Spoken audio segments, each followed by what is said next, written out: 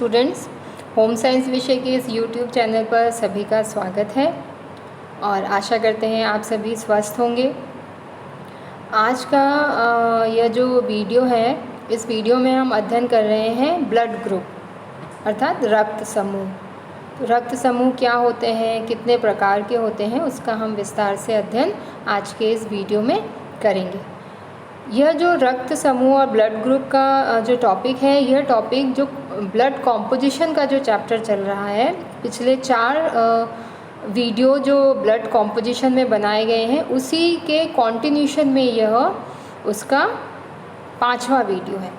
और blood group का जो विषय है, यह जो बीएससी के जो स्टूडेंट्स हैं, जो फिजियोलॉजी पढ़ते हैं उनके लिए, और जो बीए के अंदर होम साइंस के स्टूडेंट जो हेल्थ साइंस का पेपर पढ़ते हैं, उनके लिए यह आज का टॉपिक जो है वह लाभदायक है। तो जैसा कि ब्लड ग्रुप के बारे में सामान्यतया हमने सुना है कि जो मनुष्य होते हैं उनमें 4 प्रकार के ब्लड ग्रुप पाए जाते हैं ह्यूमन बीइंग में। तो जो ब्लड ग्रुप का जो क्लासिफिकेशन बताया गया था, ये के लैंडस्टीनर नाम के एक वैज्ञानिक थे। तो लैंडस्टीनर नाम के वैज्ञानिक ने ह्यूमन बीइंग में 4 तरह के ब्लड ग्रुप बताए थे। वो मुख्य जो ब्लड ग्रुप थे वो इस प्रकार हैं: blood group A, blood group B, blood group A B एवं ब्लड ग्रुप ओ। तो इस प्रकार के 4 तरह के जो ब्लड ग्रुप पाए जाते हैं, यह जो क्लासिफिकेशन बताया गया, यह इस आधार पर था कि ब्लड के अंदर जो एग्लूटिनोजन उपस्थित होता है, उसकी उपस्थिति और अनुपस्थिति के आधार पर ये 4 प्रकार के ब्लड ग्रुप बताए गए।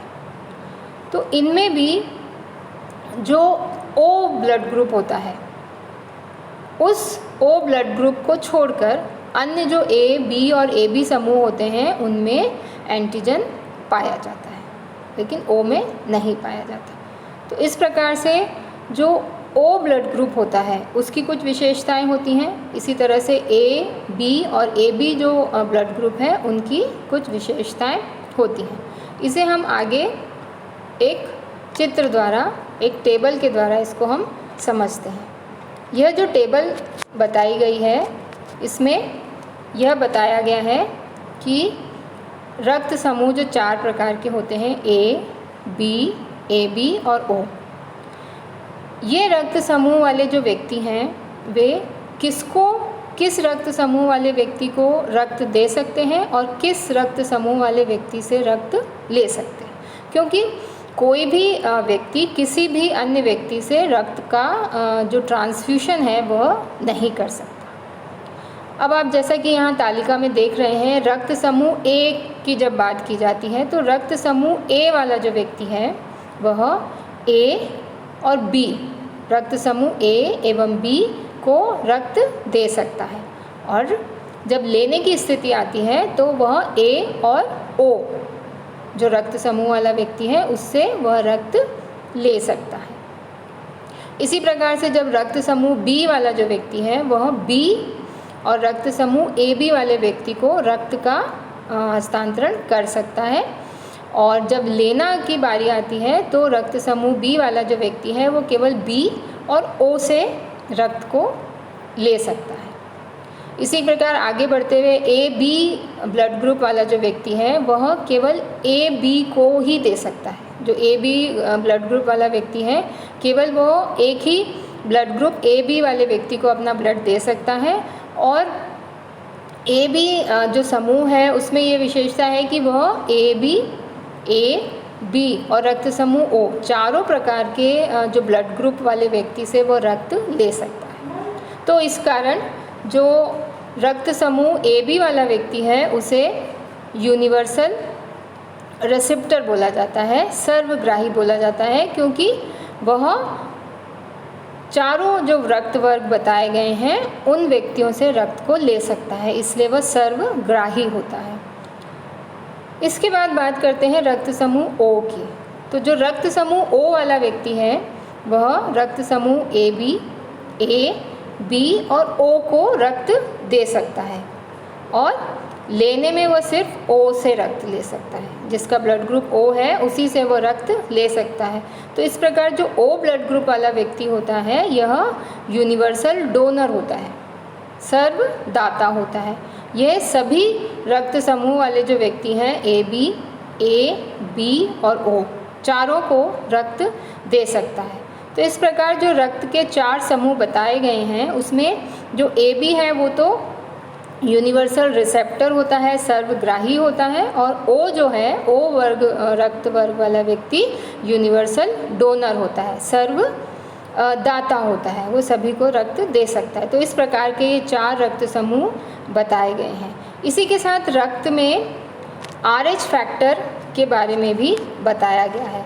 जो रक्त होता है उसमें RH फैक्टर जो होता है ये एक तरह का ब्लड एंटीजन होता है, और ये ब्लड एंटीजन कुछ व्यक्तियों में प्रेजेंट होता है और कुछ में एब्सेंट होता है। और इसकी जो जानकारी थी वो भी लैंडस्टीनर और AS वैनर नामक वैज्ञानिक ने बताई थी।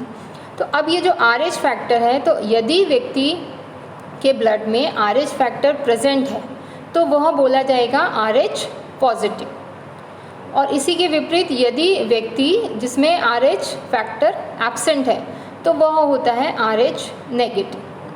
For example blood group A वाला व्यक्ति है वह पॉजिटिव भी हो सकता है और नेगेटिव भी हो सकता है। अगर ब्लड ग्रुप A वाले व्यक्ति के RH फैक्टर प्रेजेंट है तो वो A पॉजिटिव कहलाएगा, और RH फैक्टर एब्सेंट है तो वह RH नेगेटिव कहलाएगा। ये चीज़ें चारों ब्लड ग्रुप में समान रूप से देखी जाती हैं।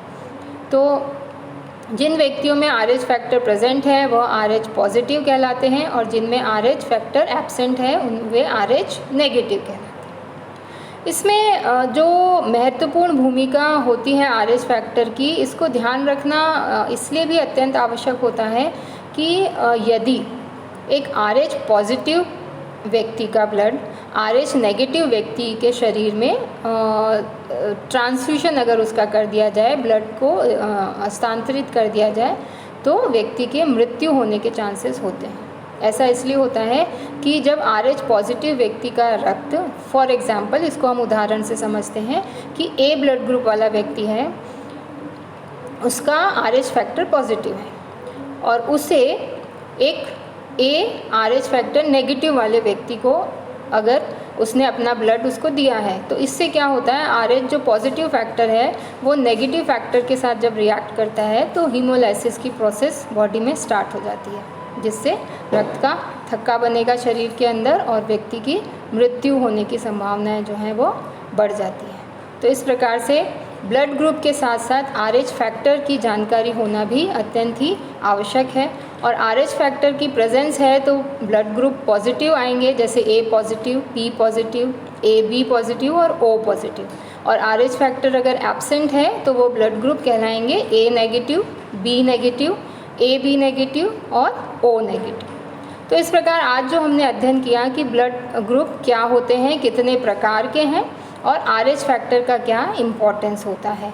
इसी के साथ अगले वीडियो में हम अध्ययन करने वाले हैं कि ब्लड में जो क्लॉटिंग का प्रोसेस होता है, ब्लड क्लॉटिंग जो प्रोसेस होता है, जब व्यक्ति को चोट लग जाती है, खून बहने लग जाता है, तो किस प्रकार से कौन से ऐसे तत्व हैं जो इसमें पार्टिसिपेट करते हैं और किस प्रकार से ये अभिक्रिया संपन्न होती है, इसका अध्ययन हम अगले वीडियो में करेंगे। धन्यवाद।